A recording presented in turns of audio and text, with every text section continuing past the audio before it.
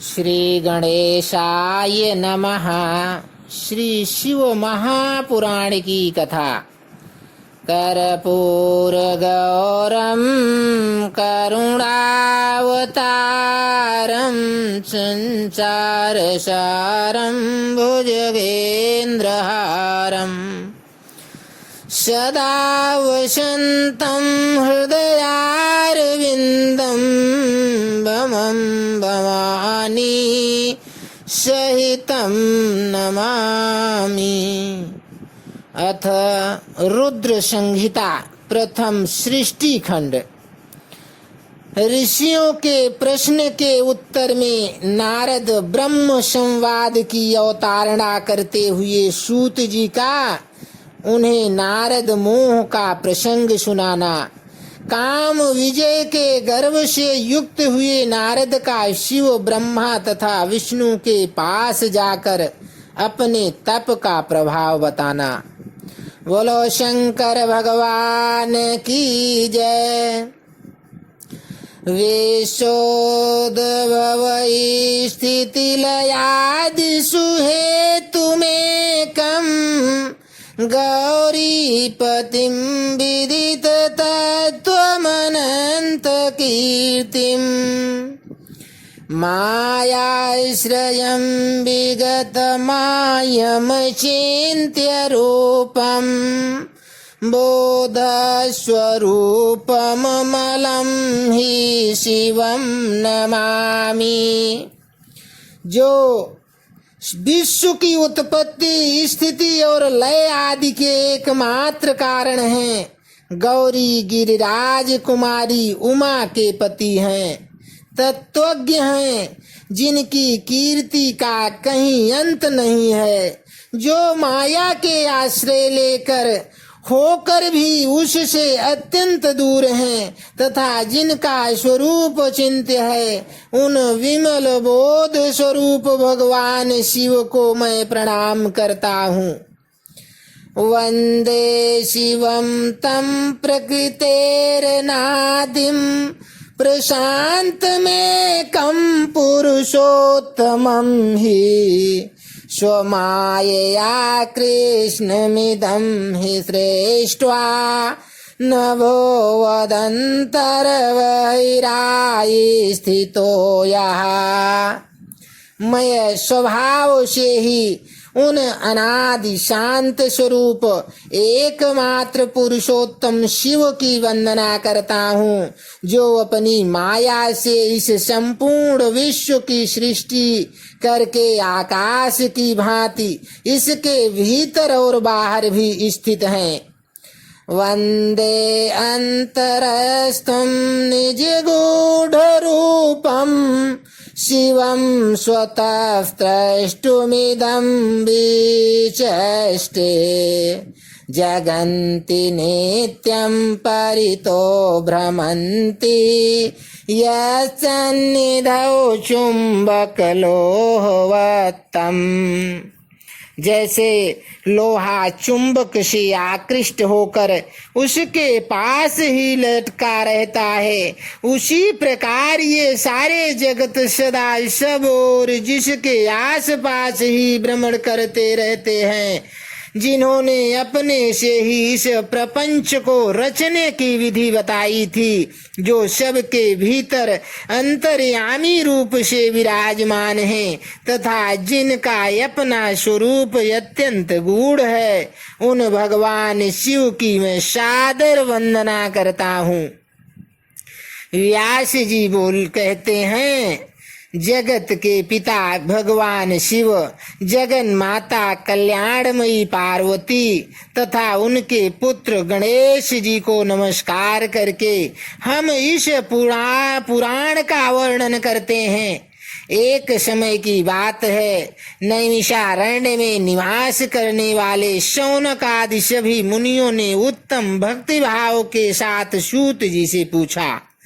ऋषि बोले, महाभाग सूत जी, विद्येश्वर संहिता की जो साध्य साधन खंड नाम वाली शुभ एवं उत्तम कथा है, उसे हम लोगों ने सुन लिया। उसका आदि भाग बहुत ही रमणीय है तथा वह शिव भक्तों पर भगवान शिव का वात्सल्य स्नेह प्रकट करने वाली है। विद्वान, अब आप भगवान शिव के परम उत्तम स्वरूप का वर्णन कीजिए, साथ ही शिव और पार्वती के दिव्य चरित्रों का पूर्ण रूप से श्रवण कराइए। हम पूछते हैं, निर्गुण महेश्वर लोक में सगुण रूप कैसे धारण करते हैं? हम सब लोग विचार करने पर ही शिव के तत्व को नहीं समझ पाते। सृष्टि के पहले भगवान शिव किस प्रकार अपने स्वरूप से स्थित होते हैं, फिर सृष्टि के मध्य काल में वे भगवान शिव किस तरह क्रीड़ा करते हुए सम्यक बर्ताव करते हैं, और सृष्टि कल्प का अंत होने पर वे महेश्वर देव किस रूप में स्थित रहते हैं। लोक कल्याणकारी शंकर कैसे प्रसन्न होते हैं, और प्रसन्न हुए महेश्वर अपने भक्तों तथा दूसरों को कौन सा उत्तम फल प्रदान करते हैं, यह सब हमसे कहिए। हमने सुना है कि भगवान शिव शीघ्र प्रसन्न हो जाते हैं। वे महान दयालु हैं, इसलिए अपने भक्तों का कष्ट नहीं देख सकते। ब्रह्मा, विष्णु और महेश, ये तीन देवता शिव के ही अंग से उत्पन्न हुए हैं। उनके प्राकट्य की कथा तथा उनके विशेष चरित्रों का वर्णन कीजिए। प्रभो, आप उमा के आविर्भाव और विवाह की भी कथा कहिए, विशेषतः उनके गार्हस्थ धर्म का और अन्य लीलाओं का भी वर्णन कीजिए। निष्पाप सूक्त जी, हमारे प्रश्न के उत्तर में आपको ये सब तथा दूसरी बातें भी अवश्य कहनी चाहिए। सूत जी ने कहा, मुनीश्वरों, आप लोगों ने बड़ी उत्तम बात पूछी है। भगवान सदाशिव की कथा में आप लोगों की जो आंतरिक निष्ठा हुई है, इसके लिए आप धन्यवाद के पात्र हैं। ब्राह्मणों, भगवान शंकर का गुणानुवाद सात्विक, राजस और तामस तीनों ही प्रकृति के मनुष्यों को सदा आनंद प्रदान करने वाला है। पशुओं की हिंसा करने वाले निष्ठुर कसाई के सिवा दूसरा कौन पुरुष उस गुणानुवाद को सुनने से ऊब सकता है जिनके मन में कोई तृष्णा नहीं है। ऐसे महात्मा पुरुष भगवान शिव के उन गुणों का गान करते हैं, क्योंकि वह गुणावली संसार रूपी रोग की दवा है, मन तथा कानों को प्रिय लगने वाली और संपूर्ण मनोरथों को सिद्धि देने वाली है। ब्राह्मणों, आप लोगों के प्रश्न के अनुसार मैं यथा बुद्धि प्रयत्न पूर्वक शिव लीला का वर्णन करता हूँ। आप आदर पूर्वक सुने, और आप लोग पूछ रहे हैं, उसी प्रकार देवर्षि नारद जी ने शिव रूपी भगवान विष्णु से प्रेरित होकर अपने पिता से पूछा था। अपने पुत्र नारद का प्रश्न सुनकर शिव भक्त ब्रह्मा जी का चित्त प्रसन्न हो गया, और वे उन मुनि शिरोमणि को हर्ष प्रदान करते हुए प्रेम पूर्वक भगवान शिव के यश का गान करने लगे। एक समय की बात है, मुनि शिरोमणि विप्रवर नारद जी ने, जो ब्रह्मा जी के पुत्र हैं, विनीत चित्त हो तपस्या में मन लगाया। हिमालय पर्वत में कोई एक गुफा थी जो बड़ी शोभा से संपन्न दिखाई देती थी। उनके निकट देव नदी गंगा निरंतर वेग पूर्वक बहती थी। वहां एक महान दिव्य आश्रम था जो नाना प्रकार की शोभा से सुशोभित था। दिव्यदर्शी नारद जी तपस्या करने के लिए उसी आश्रम में गए। उस गुफा को देखकर मुनिवर नारद जी बड़े प्रसन्न हुए और सुदीर्घ काल तक वहां तपस्या करते रहे। उनका अंतःकरण शुद्ध था। वे दृढ़ता पूर्वक आसन बांधकर मौन हो प्राणायाम पूर्वक समाधि में स्थित हो गए। ब्राह्मणों, उन्होंने वह समाधि लगाई जिसमें ब्रह्म का साक्षात कराने वाला अहम ब्रह्मास्मि, मैं ब्रह्मा हूँ, यह विज्ञान प्रकट होता है। मुनिवर नारद जी जब इस प्रकार तपस्या करने लगे, उस समय यह समाचार पाकर देवराज इंद्र कांप उठे। वे मानसिक संताप से विह्वल हो गए। ये नारद मुनि मेरा राज्य लेना चाहते हैं। मन ही मन ऐसा सोच कर इंद्र ने उनकी तपस्या में विघ्न डालने के लिए प्रयत्न करने की इच्छा की। उस समय देवराज ने अपने मन से कामदेव का स्मरण किया। स्मरण करते ही कामदेव आ गए। महेंद्र ने उन्हें नारद जी की तपस्या में विघ्न डालने का आदेश दिया। यह आज्ञा पाकर कामदेव वसंत को साथ ले बड़े गर्व से उस स्थान पर गए और अपना उपाय करने लगे। उन्होंने वहां शीघ्र ही अपनी सारी कलाएं रच डाली। वसंत ने भी मदमत्त होकर अपना प्रभाव अनेक प्रकार से प्रकट किया। मुनिवरों, कामदेव और वसंत के अथक प्रयत्न करने पर भी नारद मुनि के चित्त में विकार नहीं उत्पन्न हुआ। महादेव जी के अनुग्रह से उन दोनों का गर्व चूर्ण हो गया। शौनक आदि महर्षियों, ऐसा होने में जो कारण था उसे आदर पूर्वक सुनो। महादेव जी की कृपा से ही नारद मुनि पर कामदेव का कोई प्रभाव नहीं पड़ा। पहले उसी आश्रम में कामश्रतु भगवान शिव ने उत्तम तपस्या की थी और वहीं उन्होंने मुनियों की तपस्या का नाश करने वाले कामदेव को शीघ्र ही भस्म कर डाला था। उस समय रति ने कामदेव को पुनः जीवित करने के लिए देवताओं से प्रार्थना की। तब देवताओं ने समस्त लोकों का कल्याण करने वाले भगवान शंकर से याचना की। उनके याचना करने पर वे बोले, देवताओं, कुछ समय व्यतीत होने के बाद कामदेव जीवित तो हो जाएंगे, परंतु यहाँ उनका कोई उपाय नहीं चल सकेगा। अमरगण, यहाँ खड़े होकर लोग चारों ओर जितनी दूर तक की भूमि को नेत्र से देख पाते हैं, वहां तक कामदेव के बाणों का प्रभाव नहीं चल सकेगा, इसमें संशय नहीं है। भगवान शंकर की इस युक्ति के अनुसार उस समय वहां नारद जी के प्रति कामदेव का निजी प्रभाव मिथ्या सिद्ध हुआ। वह शीघ्र ही स्वर्ग लोक में इंद्र के पास लौट गए। वहां कामदेव ने अपना सारा वृतांत और मुनि का प्रभाव कह सुनाया। तत्पश्चात इंद्र की आज्ञा से वे वसंत के साथ अपने स्थान को लौट गए। उस समय देवराज इंद्र को बड़ा विस्मय हुआ। उन्होंने नारद जी की भूरी भूरी प्रशंसा की, परंतु शिव की माया से मोहित होने के कारण वे उस पूर्व वृत्तांत को स्मरण न कर सके। वास्तव में इस संसार के भीतर सभी प्राणियों के लिए शंभु की माया को जानना अत्यंत कठिन है। जिसने भगवान शिव के चरणों में अपने आप को समर्पित कर दिया है, उस भक्त को छोड़कर शेष सारा जगत उनकी माया से मोहित हो जाता है।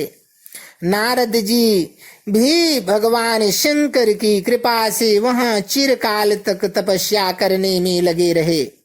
जब उन्होंने अपनी तपस्या को पूर्ण हुई समझा, तब वे मुनि उससे विरत हो गए। कामदेव पर मेरी विजय हुई ऐसा मानकर उन मुनीश्वर के मन में व्यर्थ ही गर्व हो गया। भगवान शिव की माया से मोहित होने के कारण उन्हें यथार्थ बात का ज्ञान नहीं रहा। वे यह नहीं समझ सके कि कामदेव के पराजित होने में भगवान शंकर का प्रभाव ही कारण है। उस माया से अत्यंत मोहित हो मुनि शिरोमणि नारद अपना काम विजय संबंधी वृत्तांत बताने के लिए तुरंत ही कैलाश पर्वत पर गए। उस समय वे विजय के मद से उन्मत्त हो रहे थे। वहां रुद्रदेव को नमस्कार करके गर्व से भरे हुए मुनि ने अपने आप को महात्मा मानकर तथा अपने ही प्रभाव से कामदेव पर अपनी विजय हुई समझकर उनसे सारा वृत्तांत कह सुनाया। वह सब सुनकर भक्त वत्सल भगवान शंकर ने नारद जी से, जो अपनी शिव की ही माया से मोहित होने के कारण काम विजय के यथार्थ कारण को नहीं जानते थे और अपने विवेक को खो बैठे थे, कहा। रुद्र बोले, तात तुम बड़े विद्वान हो, धन्यवाद के पात्र हो, परंतु मेरी यह बात ध्यान देकर सुनो। अब से फिर कभी ऐसी बात कहीं भी नहीं करना। विशेषतः भगवान विष्णु के सामने इसकी चर्चा कदापि न करना। तुमने मुझसे अपना जो वृतांत बताया है उसे पूछने पर भी दूसरों के सामने न कहना। यह सिद्ध संबंधी वृत्तांत सर्वथा गुप्त रखने योग्य है, इसे कभी किसी पर प्रकट नहीं करना। तुम मुझे विशेष प्रिय हो, इसीलिए अधिक जोर देकर मैं तुम्हें यह शिक्षा देता हूँ और इसे न कहने की आज्ञा देता हूँ, क्योंकि तुम भगवान विष्णु के भक्त हो और उनके भक्त होते हुए भी मेरे अत्यंत अनुगामी हो। इस प्रकार बहुत कुछ कहकर संसार की सृष्टि करने वाले भगवान रुद्र ने नारद को शिक्षा दी। अपने वृत्तांत को गुप्त रखने के लिए उन्हें समझाया बुझाया, परंतु वे तो शिव की माया से मोहित थे, इसलिए उन्होंने उनकी दी हुई शिक्षा को अपने लिए हितकर नहीं माना। तदनंतर मुनि शिरोमणि नारद ब्रह्मलोक में गए। वहां ब्रह्मा जी को नमस्कार करके उन्होंने कहा, पिताजी, मैंने अपने तपोबल से कामदेव को जीत लिया है। उनकी यह बात सुनकर ब्रह्मा जी ने भगवान शिव के चरणार विंदों का चिंतन किया और सारा कारण जानकर अपने पुत्र को यह सब कहने से मना किया। परंतु नारद जी शिव की माया से मोहित थे, अतएव उनके चित्त में मद का अंकुर जम गया था, उनकी बुद्धि मारी गई थी। इसलिए नारद जी अपना सारा वृत्तांत भगवान विष्णु के सामने कहने के लिए वहां से शीघ्र ही विष्णु लोक में गए। नारद मुनि को आते देख भगवान विष्णु बड़े आदर से उठे और शीघ्र ही आगे बढ़कर उन्होंने मुनि को हृदय से लगा लिया। मुनि के आगमन का क्या हेतु है, इसका उन्हें पहले से ही पता था। नारद जी को अपने आसन पर बिठाकर भगवान शिव के चरणार विंदों का चिंतन करके श्री हरि ने उनसे पूछा। भगवान विष्णु बोले, तात कहाँ से आते हो, यहाँ किस लिए तुम्हारा आगमन हुआ है। मुनि श्रेष्ठ, तुम धन्य हो, तुम्हारे शुभागमन से मैं पवित्र हो गया। भगवान विष्णु का यह वचन सुनकर गर्व से भरे हुए नारद मुनि ने मद से मोहित होकर अपना सारा वृत्तांत बड़े अभिमान के साथ कह सुनाया। नारद मुनि का वह अहंकार युक्त वचन सुनकर मन ही मन भगवान विष्णु ने उनकी काम विजय के यथार्थ कारण को पूर्ण रूप से जान लिया। तत्पश्चात श्री विष्णु बोले, मुनि श्रेष्ठ, तुम धन्य हो, तपस्या के तो भंडार ही हो, तुम्हारा हृदय भी बड़ा उदार है। मुने, जिनके भीतर भक्ति ज्ञान और वैराग्य नहीं होते, उसी के मन में समस्त दुखों को देने वाला काम मोह आदि विकार शीघ्र उत्पन्न होते हैं। तुम तो नैष्ठिक ब्रह्मचारी हो और सदा ज्ञान वैराग्य से युक्त रहते हो, फिर तुम में काम विकार कैसे आ सकता है। तुम तो जन्म से ही निर्विकार तथा शुद्ध बुद्धि वाले हो। श्री हरि की कही हुई ऐसी बहुत सी बातें सुनकर मुनि शिरोमणि नारद जोर जोर से हंसने लगे और मन ही मन भगवान को प्रणाम करके इस प्रकार बोले। नारद जी ने कहा, स्वामिन, जब मुझ पर आपकी कृपा है तब बेचारा कामदेव अपना क्या प्रभाव दिखा सकता है। ऐसा कहकर भगवान के चरणों में मस्तक झुकाकर इच्छा अनुसार विचरने वाले नारद मुनि वहां से चले गए। इति अध्याय 1 से 2। अब अध्याय 3। माया निर्मित नगर में शील निधि की कन्या पर मोहित हुए नारद जी का भगवान विष्णु से उनका रूप मांगना, भगवान का अपने रूप के साथ उन्हें वानर का सा मुंह देना, कन्या का भगवान को वरण करना और कुपित हुए नारद का शिव गणों को शाप देना। सूत जी कहते हैं, महर्षियों, जब नारद मुनि इच्छा अनुसार वहां से चले गए तब भगवान शिव की इच्छा से माया विशारद श्रीहरि ने तत्काल अपनी माया प्रकट की। उन्होंने मुनि के मार्ग में एक विशाल नगर की रचना की जिसका विस्तार 100 योजन था। वह अद्भुत नगर बड़ा ही मनोहर था। भगवान ने उसे अपने वैकुंठ लोक से भी अधिक रमणीय बनाया था। नाना प्रकार की वस्तुएं उस नगर की शोभा बढ़ाती थी। वहां स्त्रियों और पुरुषों के लिए बहुत से विहार स्थल थे। वह श्रेष्ठ नगर चारों ओर से चारों वर्णों के लोगों से भरा था। वहां शील निधि नामक ऐश्वर्यशाली राजा राज्य करते थे। वह अपनी पुत्री का स्वयंवर करने के लिए उद्यत थे, अतः उन्होंने महान उत्सव का आयोजन किया था। उनकी कन्या का वरण करने के लिए उत्सुक हों चारों दिशाओं से बहुत से राजकुमार पधारे थे, जो नाना प्रकार की वेशभूषा तथा सुंदर शोभा से प्रकाशित हो रहे थे।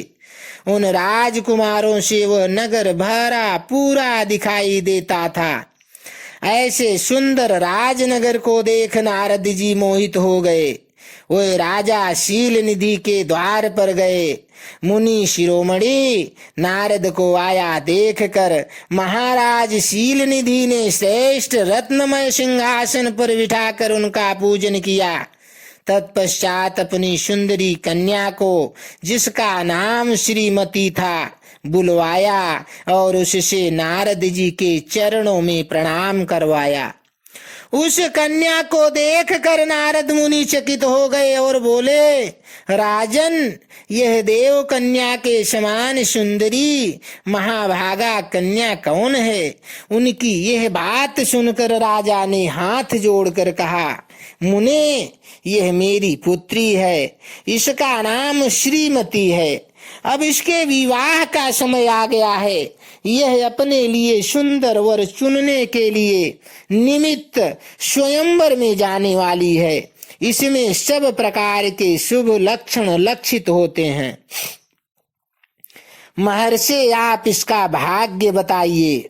राजा के इस प्रकार पूछने पर काम से विह्वल हुए मुनिश्रेष्ठ नारद उस कन्या को प्राप्त करने की इच्छा मन में लिए राजा को संबोधित करके इस प्रकार बोले, भूपाल, आपकी यह पुत्री समस्त शुभ लक्षणों से संपन्न है, परम सौभाग्यवती है। अपने महान भाग्य के कारण यह धन्य है और साक्षात लक्ष्मी की भांति समस्त गुणों की आगार है।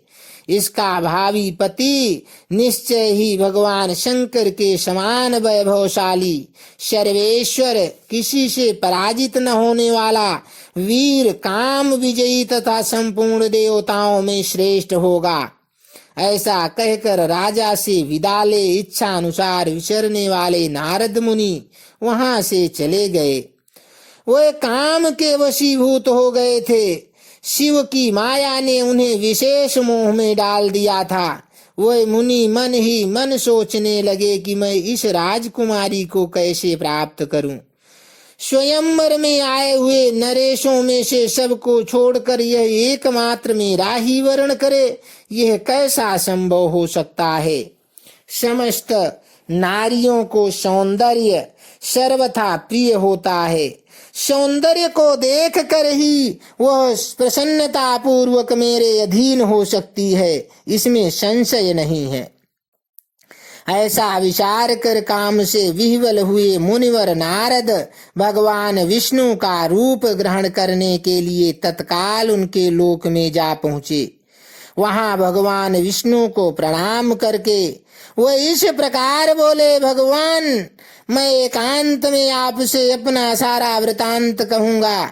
तब बहुत अच्छा कहकर लक्ष्मीपति श्री हरि नारद जी के साथ एकांत में जा बैठे और बोले, मुने, अब आप अपनी बात कहिए। तब नारद जी ने कहा, भगवान, आपके भक्त जो राजा शील निधि हैं वो सदा धर्म पालन में तत्पर रहते हैं। उनकी एक विशाल लोचना कन्या है जो बहुत ही सुंदरी है। उसका नाम श्रीमती है। वह विश्व मोहिनी के रूप में विख्यात है और तीनों लोकों में सबसे अधिक सुंदरी है।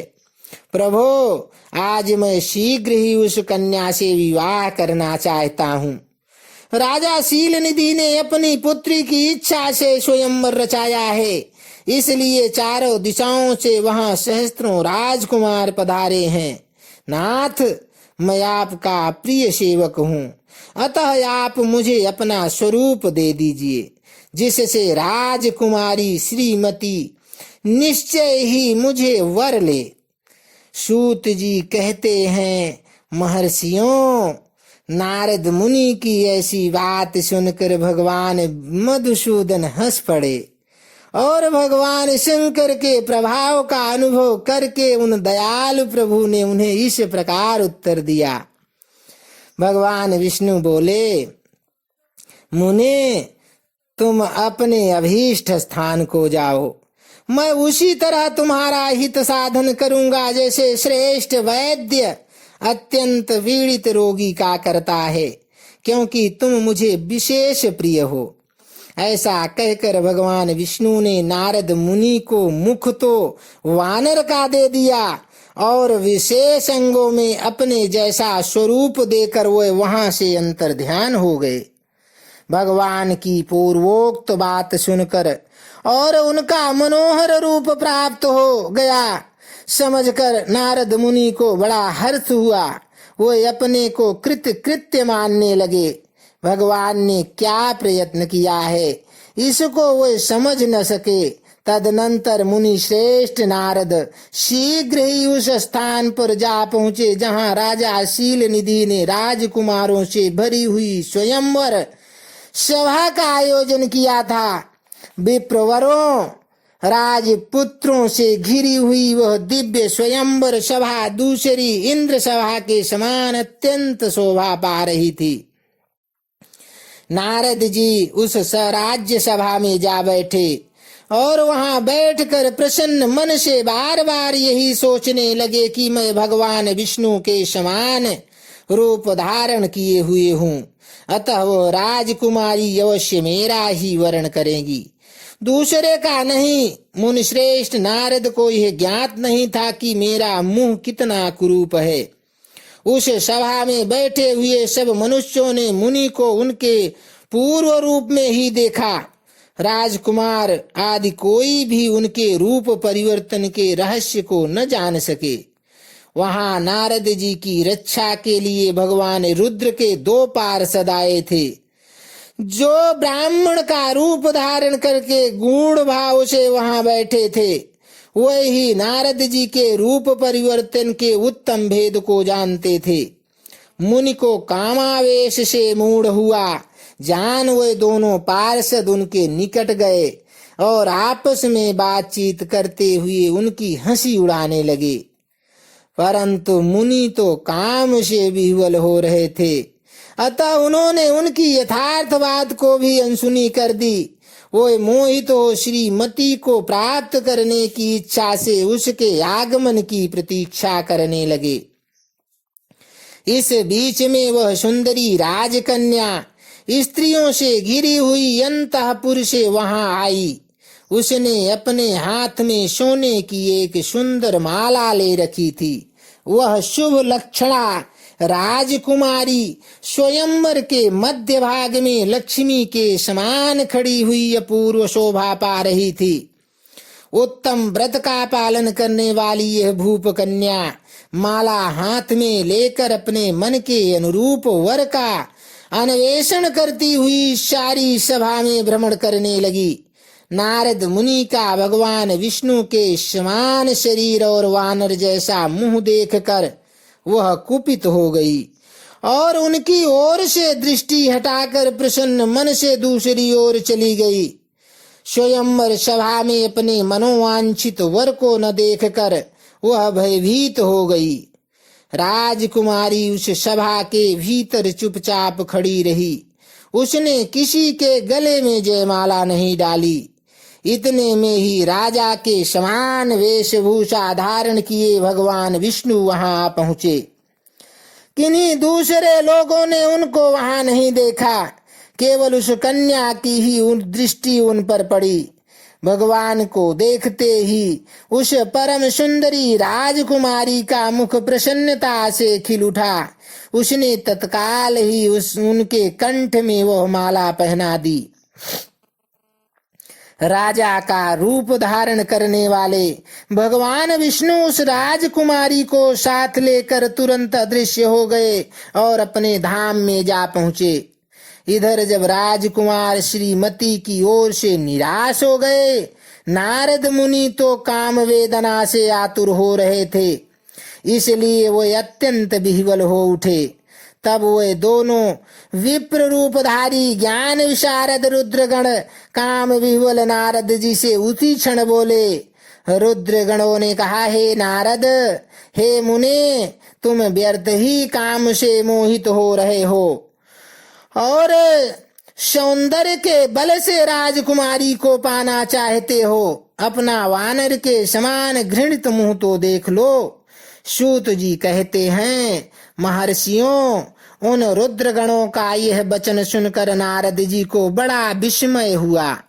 वे शिव की माया से मोहित थे। उन्होंने दर्पण में अपना मुंह देखा तो वानर के समान अपना मुंह देख वे तुरंत ही क्रोध से जल उठे और माया से मोहित होने के कारण उन दोनों शिव गणों को वहां शाप देते हुए बोले, अरे, तुम दोनों ने मुझ ब्राह्मण का उपहास किया है, अतः तुम ब्राह्मण के वीर से उत्पन्न राक्षस हो जाओ।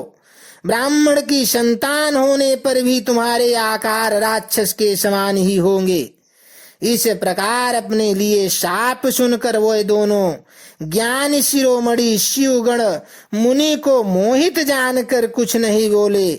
ब्राह्मणों, वे सदा सब घटनाओं में भगवान शिव की ही इच्छा मानते थे, अतः उदासीन भाव से अपने स्थान को चले गए और भगवान शिव की स्तुति करने लगे। इति अध्याय 3। अब आगे अध्याय 4 की कथा सुनिए। नारद जी का भगवान विष्णु को क्रोध पूर्वक फटकारना और शाप देना, फिर माया के दूर हो जाने पर पश्चाताप पूर्वक भगवान के चरणों में गिरना और शुद्धि का उपाय पूछना तथा भगवान शिव का उन्हें समझा बुझाकर शिव का महात्म्य जानने के लिए ब्रह्मा जी के पास जाने का आदेश और शिव के भजन का उपदेश देना। सूत जी कहते हैं, महर्षियों, माया मोहित नारद मुनि उन दोनों शिव गणों को यथोचित शाप देकर भी भगवान शिव के इच्छावश मोह निद्रा से जाग न सके। वे विष्णु के किए हुए कपट को याद करके मन में दुस्सह क्रोध लिए विष्णु लोक को गए और समिधा पाकर प्रज्वलित हुए अग्नि की भांति क्रोध से जलते हुए बोले। उनका ज्ञान नष्ट हो गया था, इसलिए वे दुर्वचन पूर्ण व्यंग सुनाने लगे। नारद जी ने कहा, हरे, तुम बड़े दुष्ट हो, कपटी हो और समस्त विश्व को मोह में डाले रहते हो। तुम्हारा दूसरों का उत्साह या दुष्कर्म तुमसे सहा नहीं जाता। तुम मायावी हो, तुम्हारा अंतःकरण मलिन है। पूर्व काल में तुम्ही ने मोहिनी रूप धारण करके कपट किया, असुरों को वारुणी मदिरा पिलाई, उन्हें अमृत नहीं पीने दिया। छल कपट में ही अनुराग रखने वाले हरे, यदि महेश्वर रुद्र दया करके विष न पी लेते तो तुम्हारी सारी माया उसी दिन समाप्त हो जाती। विष्णुदेव, कपट पूर्ण चाल तुम्हें अधिक प्रिय है। तुम्हारा स्वभाव अच्छा नहीं है, तो भी भगवान शंकर ने तुम्हें स्वतंत्र बना दिया है। तुम्हारी इस चाल ढाल को समझकर अब वे भगवान शिव भी पश्चाताप करते होंगे। अपनी वाणी रूप वेद की प्रामाणिकता स्थापित करने वाले महादेव जी ने ब्राह्मणों को सर्वोपरि बताया है। हरे, इस बात को जानकर आज मैं बलपूर्वक तुम्हें ऐसी सीख दूंगा जिससे तुम कभी भी ऐसा कर्म नहीं कर सकोगे। अब तक तुम्हें किसी शक्तिशाली या तेजस्वी पुरुष से पाला नहीं पड़ा था, इसलिए आज तक तुम निडर बने हुए हो। परंतु विष्णु, अब तुम्हें अपनी करनी का पूरा पूरा फल मिलेगा। भगवान विष्णु से ऐसा कहकर माया मोहित नारद मुनि अपने ब्रह्म तेज का प्रदर्शन करते हुए क्रोध से खिन्न हो उठे और शाप देते हुए बोले, विष्णु, तुमने स्त्री के लिए मुझे व्याकुल किया है। तुम इसी तरह सबको मुंह में डालते रहते हो। यह कपट पूर्ण कार्य करते हुए तुमने जिस स्वरूप से मुझे संयुक्त किया था, उसी स्वरूप से तुम मनुष्य हो जाओ और स्त्री के वियोग का दुख भोगो। तुमने जिन वानरों के समान मेरा मुंह बनाया था, वही उस समय तुम्हारे सहायक होंगे। तुम दूसरों को स्त्री विरह का दुख सुख देने वाले हो, अतः स्वयं भी तुम्हें स्त्री के वियोग में दुख प्राप्त हो। अज्ञान से मोहित मनुष्यों के समान तुम्हारी स्थिति हो। अज्ञान से मोहित हुए नारद जी ने मोह बस श्रीहरि को इस तरह शाप दिया। तब उन्होंने शंभु की माया की प्रशंसा करते हुए उस शाप को स्वीकार कर लिया। तदनंतर महालीला करने वाले शंभु ने अपनी उस विश्व मोहिनी माया को, जिसके कारण ज्ञानी नारद मुनि भी मोहित हो गए थे, खींच लिया। उस माया के तिरोहित होते ही नारद जी पूर्ववत शुद्ध बुद्धि से युक्त हो गए। उन्हें पूर्ववत ज्ञान प्राप्त हो गया और उनकी सारी व्याकुलता जाती रही। इससे उनके मन में बड़ा विस्मय हुआ। वे अधिकाधिक पश्चाताप करते हुए बारंबार अपनी निंदा करने लगे। उस समय उन्होंने ज्ञानी को भी महामोह में डालने वाली भगवान शंभु की माया की सराहना की। तदनंतर यह जानकर कि माया के कारण ही मैं भ्रम में पड़ गया था, यह सब कुछ मेरा माया जनित भ्रम ही था, वैष्णव शिरोमणि नारद जी भगवान विष्णु के चरणों में गिर पड़े। भगवान श्री हरि ने उन्हें उठाकर खड़ा किया। उस समय अपनी दुर्बुद्धि नष्ट हो जाने के कारण वे यूं बोले, नाथ, माया से मोहित होने के कारण मेरी बुद्धि बिगड़ गई थी, इसलिए मैंने आपके प्रति बहुत दुर्वचन कहे हैं, आपको शाप तक दे डाला है। प्रभो, उस शाप को आप मिथ्या कर दीजिए। हाय, मैंने बहुत बड़ा पाप किया है, अब मैं निश्चय ही नरक में पड़ूंगा। हरे, मैं आपका दास हूँ, बताइए मैं क्या उपाय, कौन सा प्रायश्चित करूं जिससे मेरा पाप समूह नष्ट हो जाए और मुझे नरक में न गिरना पड़े। ऐसा कहकर शुद्ध बुद्धि वाले मुनि शिरोमणि नारद जी पुनः भक्ति भाव से भगवान विष्णु के चरणों में गिर पड़े। उस समय उन्हें बड़ा पश्चाताप हो रहा था। तब विष्णु ने उन्हें उठाकर मधुर वाणी में कहा। भगवान विष्णु बोले, तात, खेद न करो, तुम मेरे श्रेष्ठ भक्त हो, इसमें संशय नहीं है। लेकिन मैं तुम्हें एक बात बताता हूँ, सुनो। उससे निश्चय ही तुम्हारा परम हित होगा, तुम्हें नरक में नहीं जाना पड़ेगा। परम शिव तुम्हारा कल्याण करेंगे।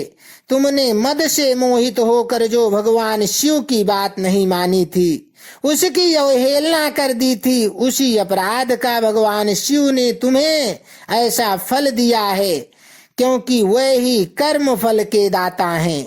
तुम अपने मन में यह दृढ़ निश्चय कर लो कि भगवान शिव की इच्छा से ही यह सब कुछ हुआ है। सबके स्वामी परमेश्वर शंकर ही गर्व को दूर करने वाले हैं। वही पर ब्रह्मा परमात्मा है।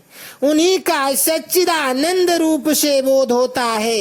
वे निर्गुण और निर्विकार हैं। सत्व, रज और तम, इन तीनों गुणों से परे हैं। वे ही अपनी माया को लेकर ब्रह्मा, विष्णु और महेश इन तीन रूपों में प्रकट होते हैं। निर्गुण और सगुण भी वही हैं। निर्गुण अवस्था में उन्हीं का नाम शिव है। वही परमात्मा, महेश्वर, पर ब्रह्मा, अविनाशी, अनंत और महादेव आदि नामों से कहे जाते हैं। उन्हीं की सेवा से ब्रह्मा जी जगत के सृष्टा हैं और मैं तीनों लोकों का पालन करता हूँ। वे स्वयं ही रुद्र रूप से सदा सबका संहार करते हैं। वे शिव स्वरूप से सबके साक्षी हैं। माया से भिन्न और निर्गुण हैं। स्वतंत्र होने के कारण वे अपनी इच्छा के अनुसार चलते हैं। उनका विहार, आचार, व्यवहार उत्तम है और वे भक्तों पर दया करने वाले हैं। नारद मुने, मैं तुम्हें एक उपाय बताता हूँ जो सुखद समस्त पापों का नाशक और सदा भोग एवं मोक्ष देने वाला है। तुम उसे सुनो। अपने सारे संशयों को त्याग कर तुम भगवान शंकर के सुयश का गान करो और सदा अनन्य भाव से शिव के शतनाम स्तोत्र का पाठ करो। मुने, तुम निरंतर उन्हीं की उपासना और उन्हीं का भजन करो। उन्हीं के यश को सुनो और गाओ तथा प्रतिदिन उन्हीं की पूजा अर्चना करते रहो।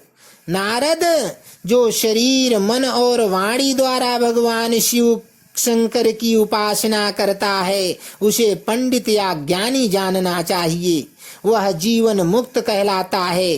शिव ईश नाम रूपी दावा नल से बड़े बड़े पातकों के असंख्य पर्वत अनायास भस्म हो जाते हैं। यह सत्य है, सत्य है, इसमें संशय नहीं है। जो भगवान शिव के नाम रूपी नौका का आश्रय लेकर इस संसार सागर से पार हो जाते हैं, संसार के मूलभूत उनके सारे पाप निस्संदेह नष्ट हो जाते हैं।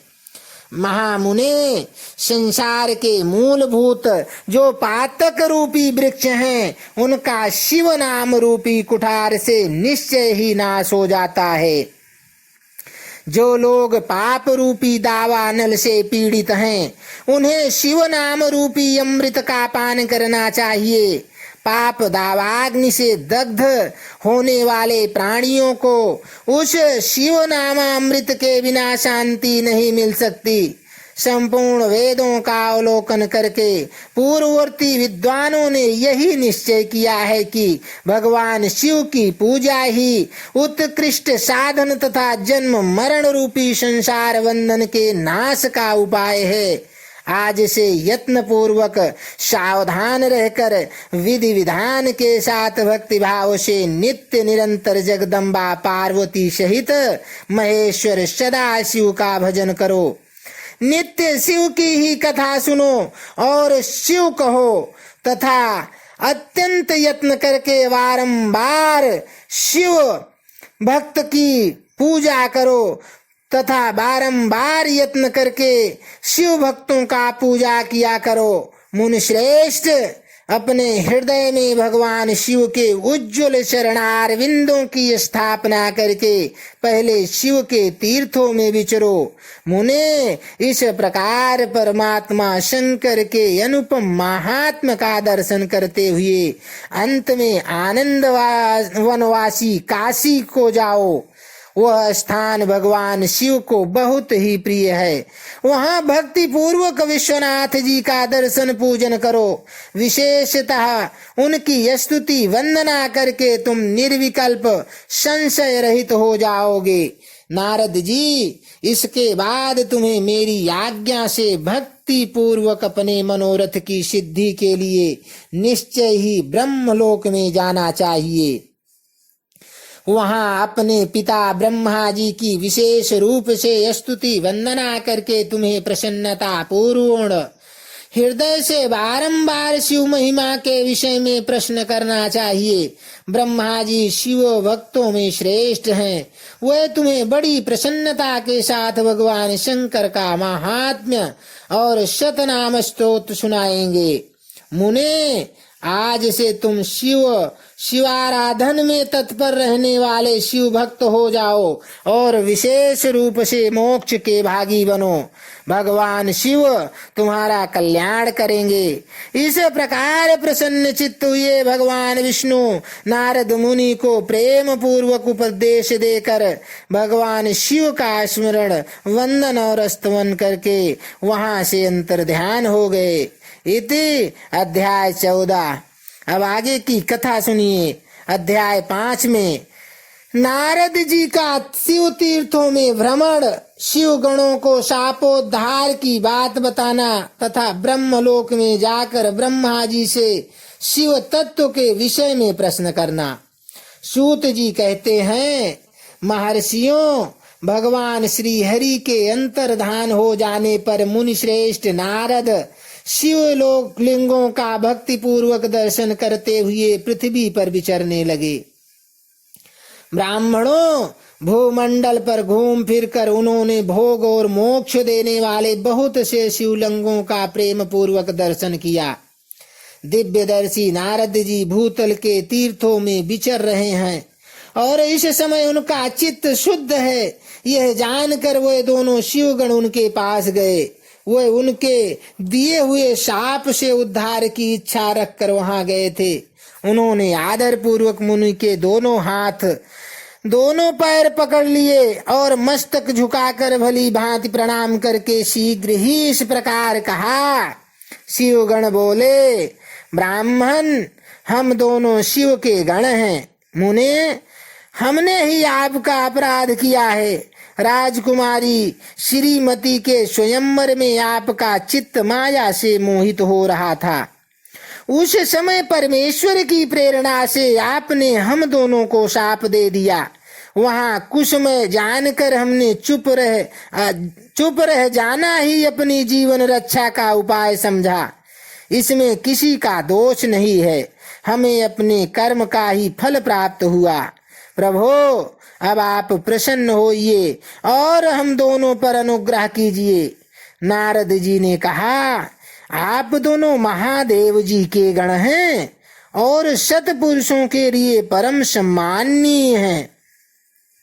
अतः मेरे मोह रहित एवं सुखदायक यथार्थ वचन को सुनिए। पहले निश्चय ही मेरी बुद्धि भ्रष्ट हो गई थी, बिगड़ गई थी और मैं सर्वथा मोह के वशीभूत हो गया था। इसीलिए आप दोनों को मैंने शाप दे दिया। शिवगणों, मैंने जो कुछ कहा है वह वैसा ही होगा, तथापि मेरी बात सुनिए।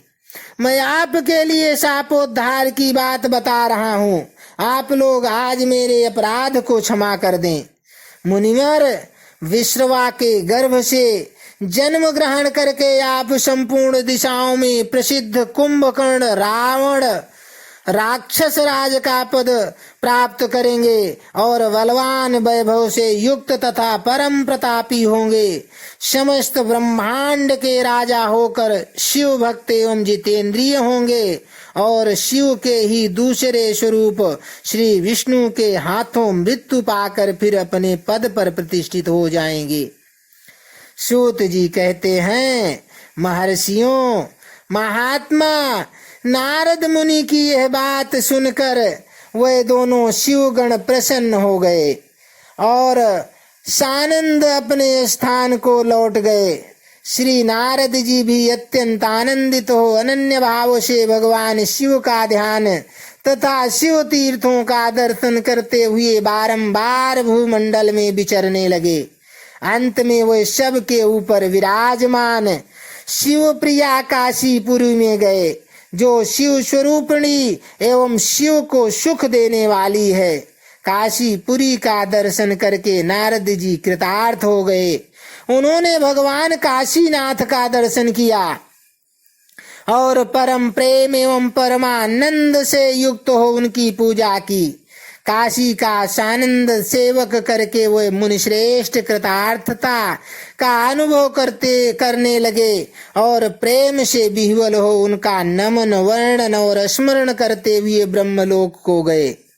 निरंतर शिव का स्मरण करने से उनकी बुद्धि शुद्ध हो गई थी।